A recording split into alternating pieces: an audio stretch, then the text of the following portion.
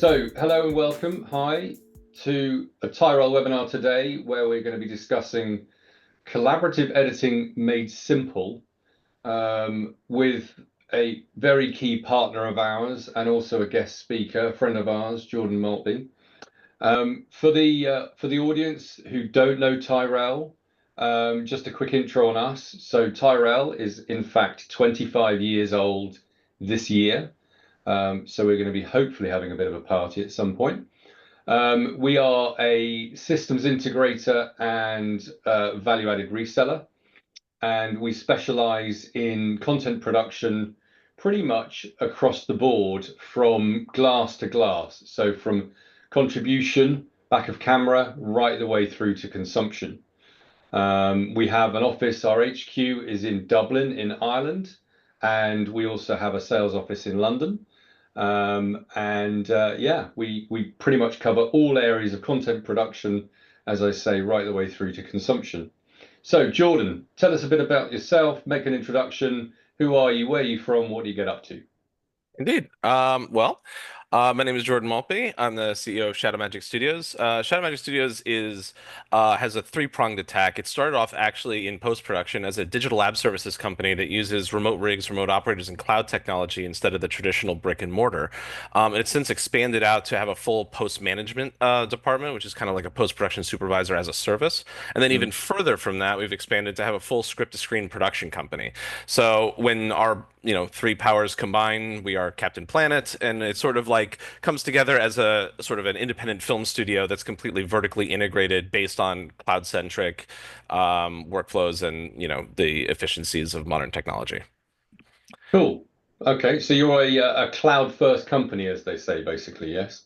Yeah, indeed. Our mission statement has always been to, inspire and empower unheard voices to change culture. And we start by, we believe that independent films and that world that's where the real opportunity is. And so in order to do that, we need to be very, very efficient with costs and our technology choices, and also Yep.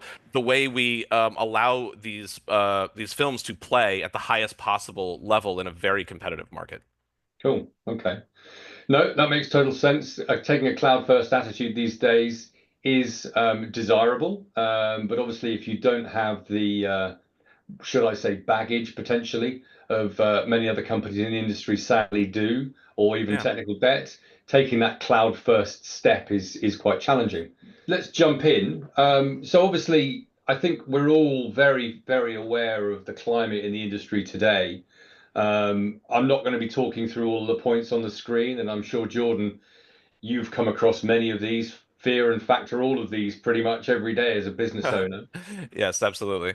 And these are, I think, determining factors that help us shape the landscape of the industry, help us pivot quite quickly, considerations we have to make to stay competitive. But ultimately, we've got to progress to be able to succeed. And I think one of the key observations that we make as a systems integrator is that we do acknowledge the business pressures. And I'm sure, as you are yourself, a business owner thinking of the bottom line first, Yeah. how closely those cost reductions or efficiencies could be made. So, kind of, what sort of areas would you guys look at?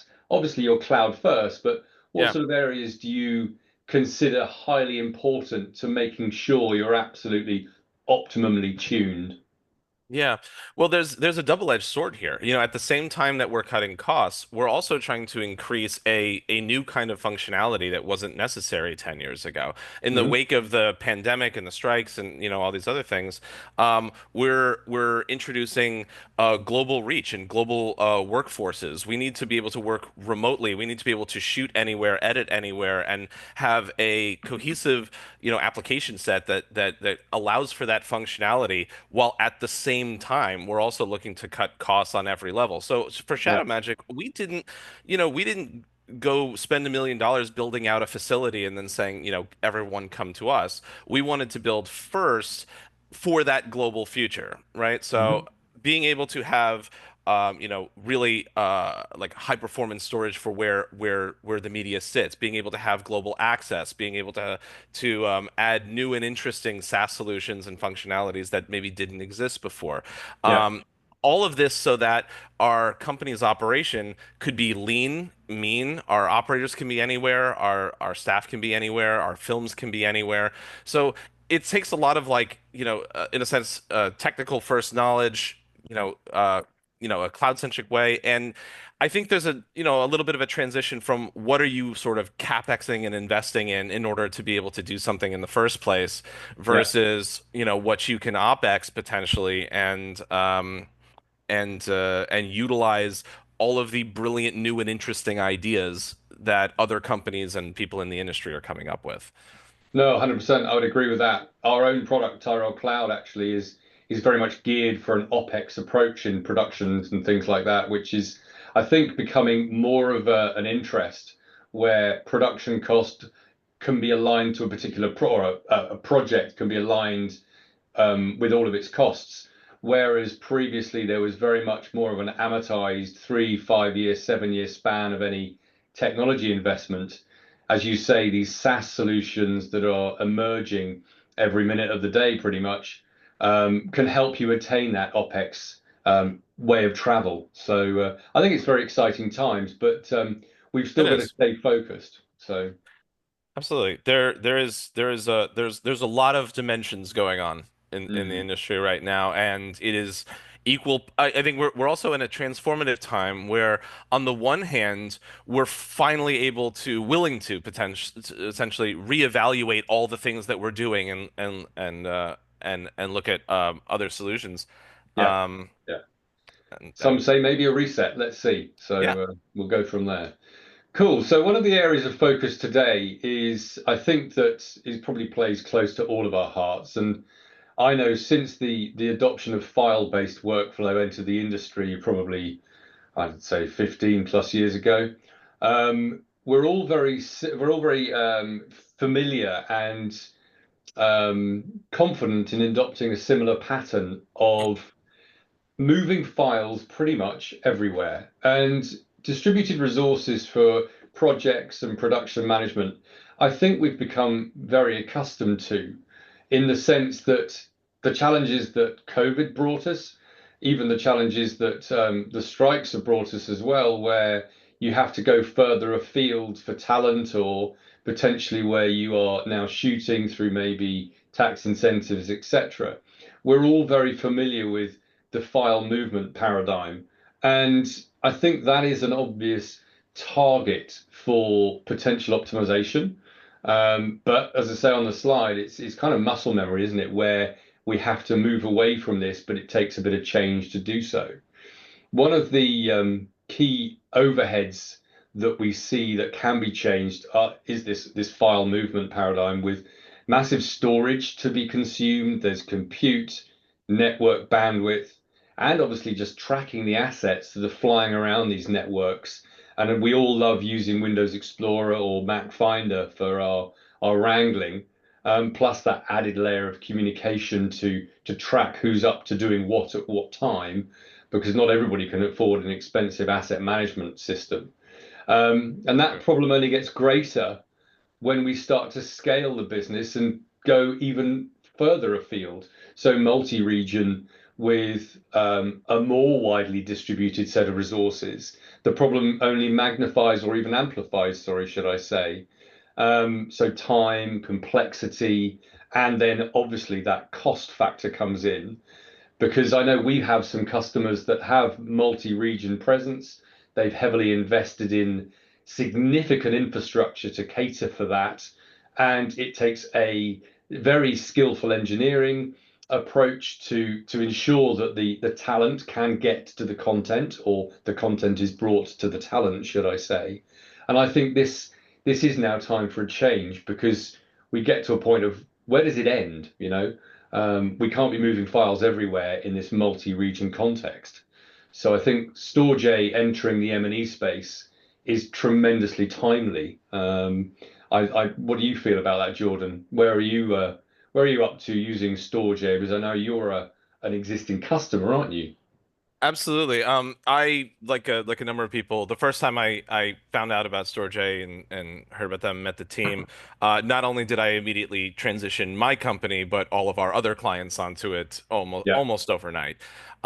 In essence, it's almost like a Cloud 2.0 upgrade. It's that much of a significant paradigm shift. As you were as you were talking about with this, with the the the multi regionness of it. I mean, a lot of people don't even, fully understand that, when you upload something to the cloud, it's not going to the everywhere ether of the everywhere place that's No, it's perfect. not. It's going to a specific data center in a specific region. And the farther away you get from it, the less performative it is. And the, 10,000 switching stations that packet has to go through also can Yeah. create latency and create instabilities and things like that. What Storj has essentially done is obliterated that whole model and replaced it with a single global region. So when a file is uploaded to Storj Cloud, it's sharded and erasure encoded across over 20,000 points of presence globally. For all intents and purposes, you can think about it as they've taken the globe and turned it into a RAID. And then and now that media is ostensibly local everywhere. So Yeah. if you upload something in New York and you run a compute in Auckland, New Zealand, it's just as performative as if that compute was in New York.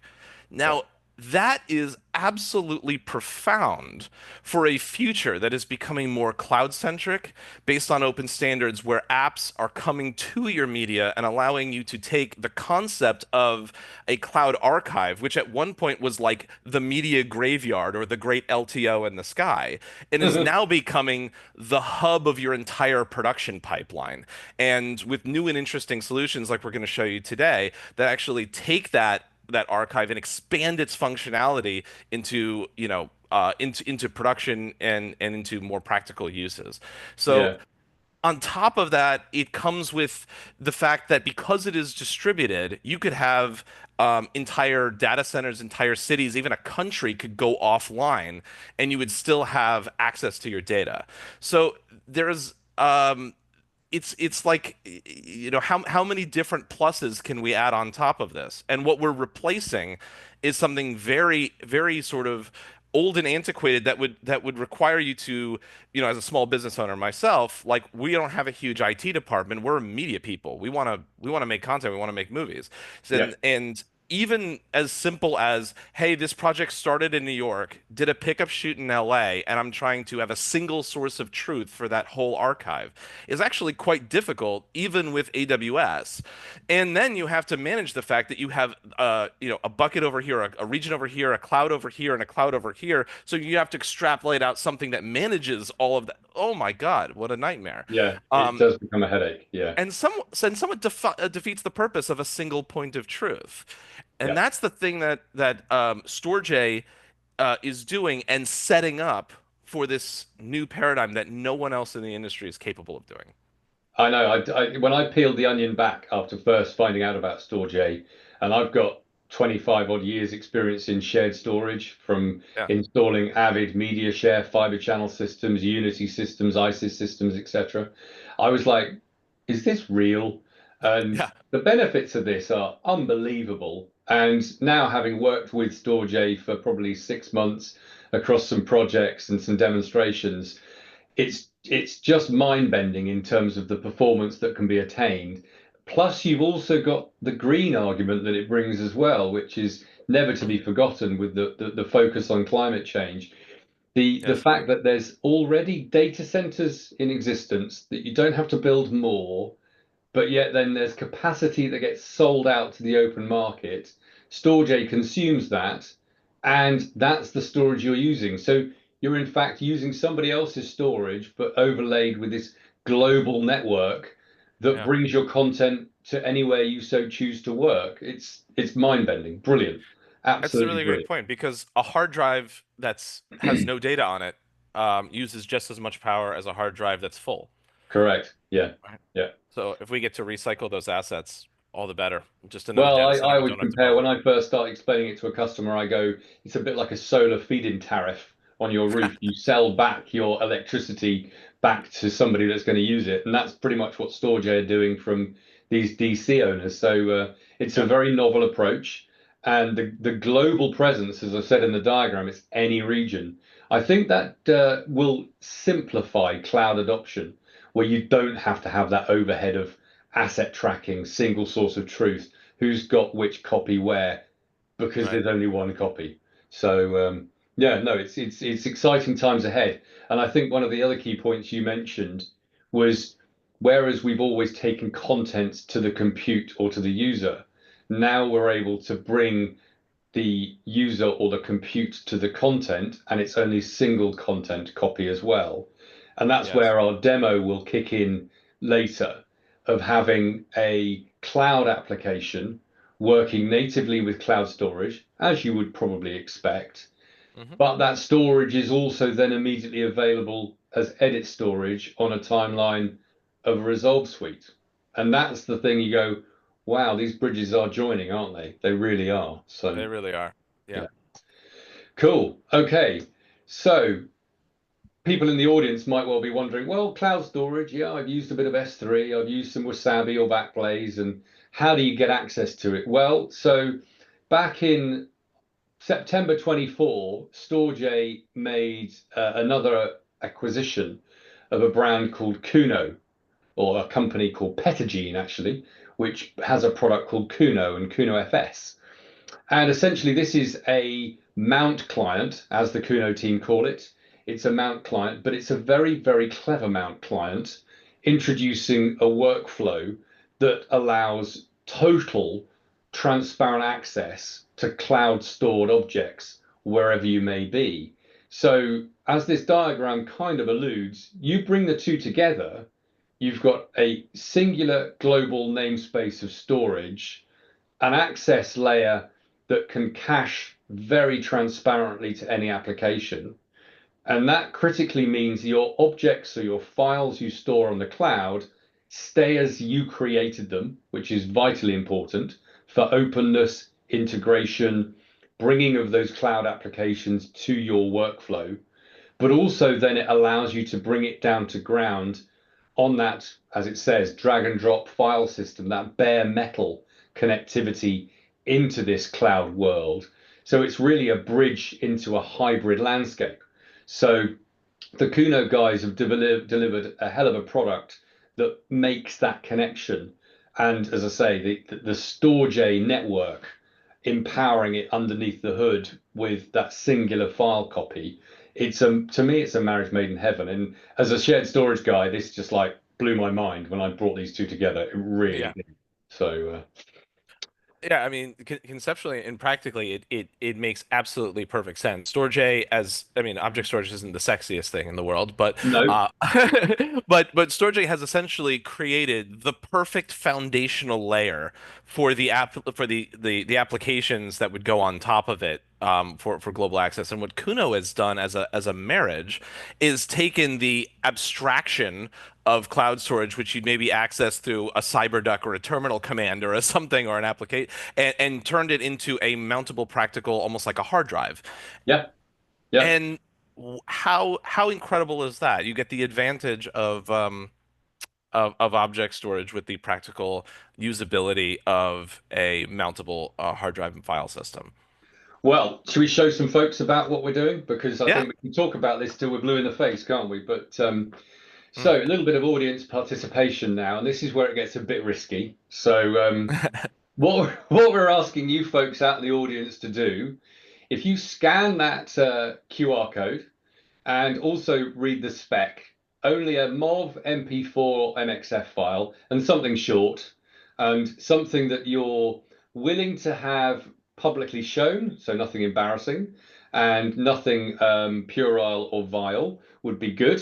So if you want to upload a clip using the massive portal that's available via this QR code, what we'll do during the demo is receive those shots and bring those directly online into our Resolve suites. So Jordan being in LA and me being in Marlborough, near in Wiltshire in the UK, outside of London, we are in two distinctly separate parts of the world, but we'll be using the same shot at the same time. No transfer. The only transfer that will be made is your upload direct to the cloud.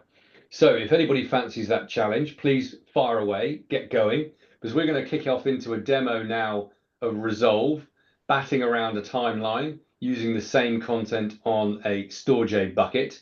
And hopefully in the background, we should then receive some shots from yourselves. So quick overview of the demo, as I've mentioned. So Jordan is in LA running DaVinci Resolve. I've got command of two different instances of DaVinci, not because I'm very greedy, but just because I do need to place my own product in this particular webinar, Tyrell Cloud, our virtual workstation service, and my Mac here in my office also running DaVinci Resolve. And these three machines are going to be hooking into a Blackmagic project server and also connecting using the magic of Cuno onto Storj, playing the same content at the same time.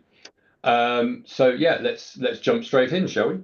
And while you're doing that, I will just say, because it's not always apparent, and it's good to reiterate what's happening here is we are streaming directly from the cloud archive itself. There's no intermediary. This isn't a siloed environment. This isn't, a place that will, vendor lock you into this just to get that functionality. You're interacting with your actual cloud archive itself directly. So when you're done with a project, how do you archive it? You don't have to. It already There is. already. Yeah, Yeah. 100%. Right, let me just share my entire screen. 1 second. And hopefully you should be able to see a Mac desktop. Indeed. Cool. And you should see Resolve. And you should also see the Cuno client. Excellent. So, folks, basically, just moving on from the mention about, as Jordan was saying, Cuno brings cloud storage to your desktop. So, on my Mac Finder at the moment, I have a volume S3 FOP editing, which is connected using the Cuno client. That's for want of a better phrase, it's just a network volume. Okay, it just happens to be in a data center where I don't know where it is, but it is a network volume all the same. So I am now linking to the content on this particular bucket. And if you remember back to the introduction of Storj, this bucket is essentially everywhere. So the content is very close to me, as well as being very close to Jordan. So we have very good response times. And yes, there is an element of caching because we have to download and stream frames of video selectively from the app that's consuming the content, but it's very transparent. But do remember that the object is retained in its original format on the S3 storage, which we'll come back to shortly. So if I kick this play off, I'm now playing 25 frames a second, some shots of some dancers, and me very nicely cut in some shots of London over the top. And it's caching the content that I already need to have to play this content. The cache is a first in, first out scenario, so you can set that as big as you like. And I'm sure you're familiar with some other competitors in the market that take the same approach. But this is where the object stays whole.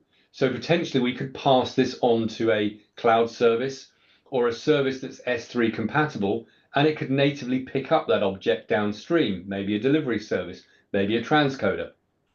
But today, what we're doing, hopefully as part of the audience participation, we will see content arriving into our media inbox via our massive I/O portal.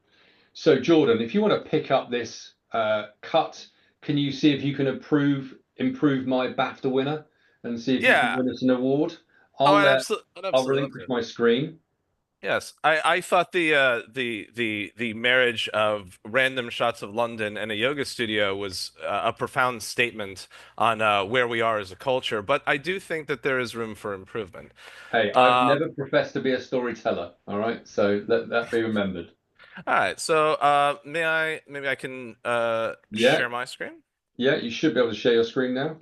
All right, let's see what we got here. Uh, okay. So, yes, as you can see, so this is actually a cloud workstation in Atlanta. Yeah. I'm in Oh, California. I'm just gonna run a quick speed test so you can see, this is, coming from a location in Kansas, or it's in Atlanta, but running through. So this is on a nice beefy, 10 gig Mac. Um, and as you can see, we just picked up the project that Nick is working on. So let's take this random shot of London and let's put it over here because yeah. it feels a lot more conclusive. What do you think? Yeah. You And tell that story. yes, indeed. I feel very strongly of the mix of yoga and geography. So it's one of my passions. Um, yeah, I'm just gonna make a few small tweaks here, and well, you're welcome for my genius, and Cool. I'll kick it back to you. So there's an edit now in your bin that I need to pick up. Yeah. Okay. Cool. I edited a duplicate in yours, but yeah, it's in Okay. your bin. It's a rough cut copy. Cool. Right. Let me take the helm. Right. You should be able to see my screen now. Yep. And let's see. So if you refresh Nick Edits, There we yeah, go. There we go. So rough cut copy. Let me open that up. And this is using Blackmagic Cloud Project Server. So the metadata of our timeline. There we go. So Jordan's latest version of the edit, using the same content and media, is now back with me in the UK. So yeah, I might have to do a little bit more caching just to get any of the later shots that he's added in. But you can see those timeline changes. There we go. So that's using the shared project capability in the cloud using Blackmagic Project Server, which is pretty phenomenal. yeah. But let's go and be daring, shall we? Let's see where we're at with somebody's uploaded media in.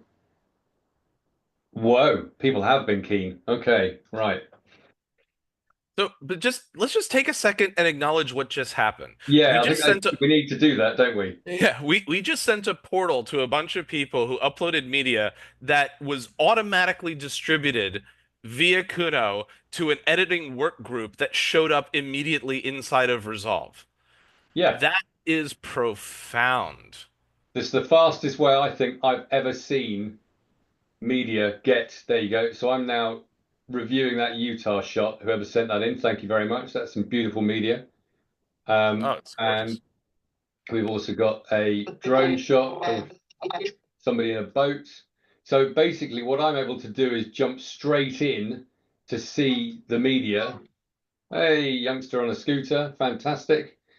And I think you're right. I think we've just got to sit for a second and acknowledge how quick that media is able to be used using some cloud collaboration. Which means, in a sense, what has just happened is that file has been archived into the cloud and distributed via an application to a creative work group simultaneously who are editing that file in place without moving it into some sort of collaboration environment. Yeah. You were using the cloud as if it was shared storage. This is a fundamentally new paradigm that has never truly been able to exist before. And it's, as you can see, you know, pretty high performance and pretty Yeah, slick. let's just add, should we add an extra little layer to the mix now, just to bend people's brains even further? I'm connected to the cloud via Starlink. So think Yes, about where my packets are coming from. So yes, indeed. but I think that's absolutely stunning in terms of the fastest way we have. Oh, there's Mr. Muchmore. Oh, damn, that's a lovely shot for the video. That's a Oh, better shot for the video. Um, yeah, I think it is the fastest way in my career I've ever seen media hit a timeline from anywhere in the globe. It has to be and said. This is also profound for like, imagine you are doing an unscripted television show, and a skeleton crew goes out to shoot a bunch of drone shots, which happens all the time, right? Or they go and do like 50,000 pickups, and they're all, hired day players, that go and shoot for 2 days and then leave. All you have to do is give them a portal, Yep, and they can upload that content. It hits the archive, distributes it to the creatives, and as you mentioned earlier, there are other SaaS, pipelines that can go into this, like transcoding. Like all of this can be put together just by virtue of sending a link and using the cloud as that single point of truth for the 100%. workflow. Yeah. Very cool. No, it is very cool. And this is where, and I'm a fanboy. Obviously, I run Tyrell Cloud as a platform. This is where cloud does meet ground very cohesively and very easily as well. So yeah, Dude, no, there's some kudos to Storj and to Kuno for delivering this solution. there are some lovely animals that people have uploaded. I just want to say there's a lot of cuteness going on in our audience. Uh, There's even a bit well, of me on the video. Wow. less cute, but That's cute. Yeah, yeah. cool. So, how are we doing for time? Let's look at the time. So, I think what we probably need to do is let's move on back to the deck very quickly. So, hopefully, that's been a worthwhile demonstration. But Dan, do you want to fire off some of the questions, or are they available to review in the chat, or how should we do Yeah, this? I've got the questions here. Okay, First one, um, operating systems supported by Kuno. I'll What's take that. supported? Yep, Yeah. So, Back in. Mac, Windows, and Linux. Yeah. beautiful. And what about an extension to the same question? Application support, so and starting with NLEs or others, transcoders, for example. Well, this is an interesting one, really, and this is what really excites me and I'm a firm believer of adopting open standards and protocols and leveraging that to create cohesive solutions. So if really in any terms can support any cloud vendor. Obviously, we've been using the S3 protocol today because that's how Storj published their storage, S3 over HTTPS. But conversely, it could be using Azure Blob, it could be using GCP or Oracle or whichever cloud provider you choose.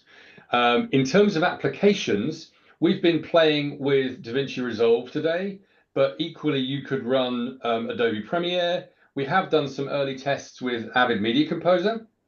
Media Composer's object linking model is slightly more complicated, but yeah, nonetheless, it does work in the early tests we've been doing. But where this really excites me, and whoever knows me on the call, I used to be at Telestream, being a senior solutions architect for the Vantage and the cloud platform. This now allows us to connect products from vendors such as Telestream or others into the world of the production edit. So we could now send content directly from the edit direct into, say, Telestream Cloud or Dolby Hybric or Cinefilm Pixel Strings, downstream vendors where you can then build up that content pipeline, for want of a better phrase.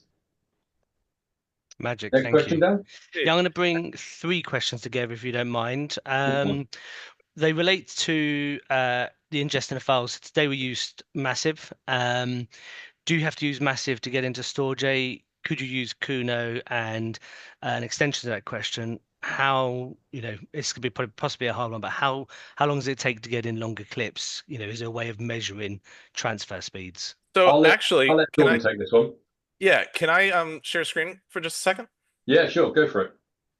Because this is actually one of the really awesome selling features uh of Kuno. So let me see. So I have screen resolutions being adjusted. So here's my Kuno drive, and if I use this as an ingest tool, almost like a DIT. Let's take this file and just drag it onto it just like a hard drive. And you can take a look at the file transfer speeds, 800 megabytes per second. Like this is on a 10 gig line, obviously. But we're able to get very very fast concurrency. The file's already done. I should have picked a bigger one, but we're able to show in testing at least a gigabyte per second, especially with lots of concurrent files.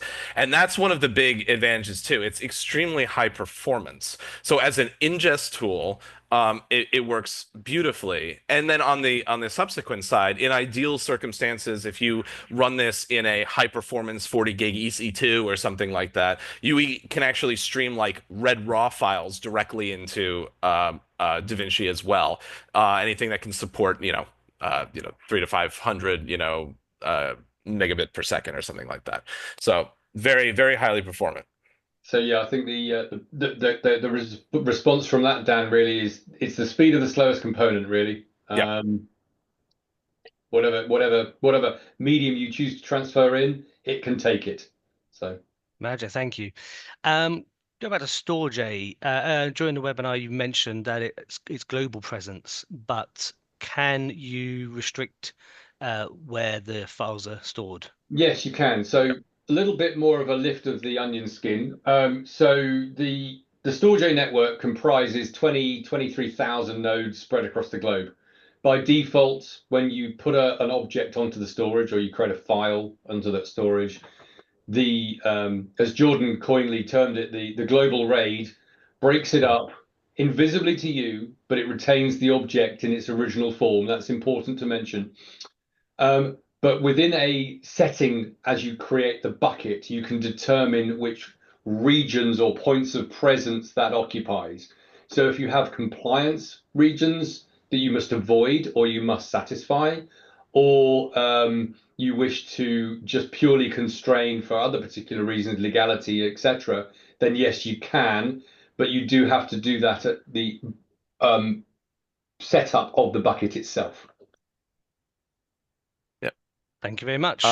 And in addition to that, there's also a Storj select here that limits the network to only SOC 2 compliant data centers.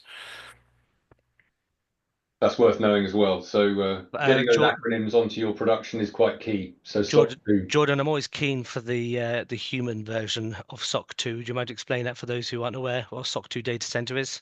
Oh my God, the human component.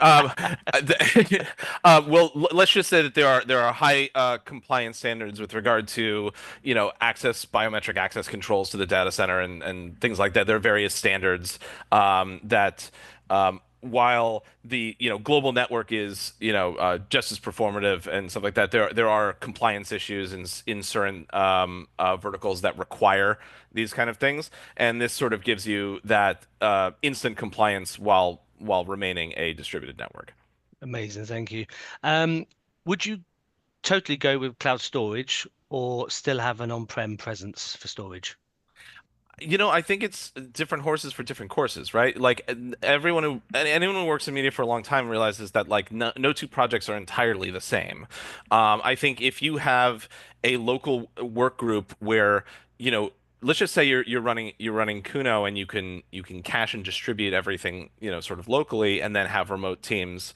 That works great. I think we're in a world where there will be a certain amount of hybridness. It depends on what the workflow is. If the entire work group is distributed, a cloud first model makes sense. We're also in a time where we're seeing access to fiber and internet connectivity, depending on where you are. I know in some places in the UK it's less so. But like in the States, we have Optimum rolling out 8 gig fiber on the East Coast. We have Google 10 gig fiber. We have AT&T 5 gig fiber, and that's getting better. The idea of a Starlink, as Nick has been demoing today, bouncing stuff off satellites, and the promise of that becoming gigabit potentially in the next few years. Once you start to see that kind of thing happening, all of the limitations start to go away. So yeah, I think there will be certainly arguments for certain hybrid workflows where we're doing a mix of on-prem and cloud, and there'll be certain ones that are better suited to be cloud first. I think Dan, going to this point about the hybrid side of things, production natively brings content back down to earth where you wish to put a master playout back onto a grade one for colorimetry, audio dubbing. So I think the That's a good early point. stages of a production edit you could very easily satisfy in the cloud. The honing of the craft in terms of the finish, the final produce is where you would bring it back down to prem for the equipment that you necessarily need that's built into hardware that you can't yet virtualize. So You know, it's funny. I think I'm gonna coin a term right here on this webinar. You know, remember how we created the digital intermediate so that we could have a digital color grade in between our analog film and our analog print film delivery. I think you can almost think about it as the cloud intermediate. That it starts on-prem, it goes into a cloud environment, and then ends back on-prem yeah, as well. yeah, I think that's a good analogy. Yeah. You guys are obviously triggering interest because we're getting a lot of questions. I suppose before we close off this one, there's an extension to the logic that if Kuno can access any cloud storage, object storage, then surely if you have object matrix, Spectra on-prem Yeah. object stores, that your on-prem object store now has additional value other than its Oh, current use. 100%. So yes, I think this is where only enterprises traditionally played in that space of having object storage on premise. So it's significant on premise investment. But absolutely, this access layer of Kuno allows you to present to a different world of applications. And you were asked earlier on, Dan, about application support, sorry, operating system support for access using Kuno. And one of the interesting things for me as well is Kuno is supported in a containerized environment in Docker.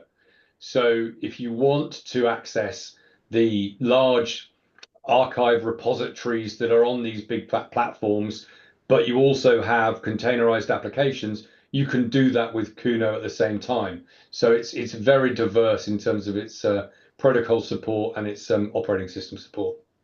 I think we'll make this the last question. Today we've focused on editorial collaboration, but is that the primary use case for Storj and Kuno? Are there use cases outside of those, for example, long-term I would say storage? I think if you look at the price of cloud storage and the complexities of cloud storage, the nice thing about Storj is it's a single tier. Okay, Yeah. it's a price per terabyte, single tier, nice and easy to consume. Egress is billed, but that's obviously depending on commitment is negotiable. But it can be used in many different use cases. So really, it could be used for editorial, like we've done today. You could do a wider, larger content pipeline using Storj as the sort of the foundation piece of storage. You only put one piece of content and lots of players come and have fun and join the party. But really in the archive space, and this is where it is worth explaining, because Storj is very, very low cost per terabyte, it almost acts as Jordan was saying, it's by default, it's a cloud archive. So then that begs the question, how does Kuno fit? Well, Kuno can also be your access into that cloud repository or on-prem repository, for which both vendors have pricing models available. So I think there are going to be more use cases that are brought to light, but currently editorial workflow and archive workload are our principal focuses now, but we're welcoming suggestions. And you know, as we were mentioning before, like it's one of the things that's particularly cool about this is that the collaborative editing features, the collaborative editing use case, is not a siloed environment that Mm, just for that use case.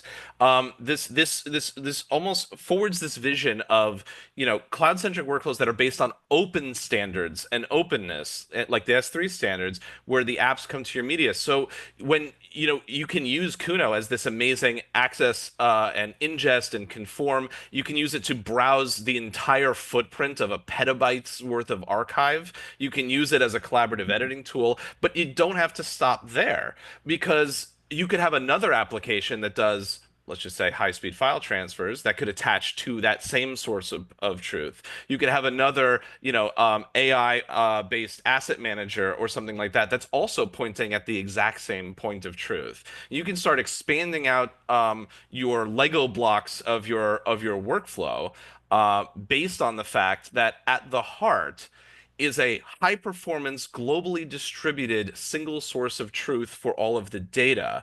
And then there are these high performance, and new and interesting ways of accessing and using that data without Yep. moving it. Mhm. So yes, absolutely. I think there's an archive use case as well as creative collaboration. Amazing, amazing, gentlemen. I'll leave you to close off that's the final question. So thank Cool. you. Well, first of all, thank you very much for all attending. It's been a fascinating discussion, Jordan, as always with you. I think you and I both share that common goal of moving further towards the cloud at the right time and the right pace. So thank you for your time, and the audience, thank you very much indeed for joining us. If you have any further questions or you wish to get in touch, peel the onion, as I say, please do get in touch. This is such an exciting technology. For 25 years in shared storage, this to me is a game changer. But we look forward to chatting to you soon. Many thanks. Indeed. Cheers. Thanks, everyone.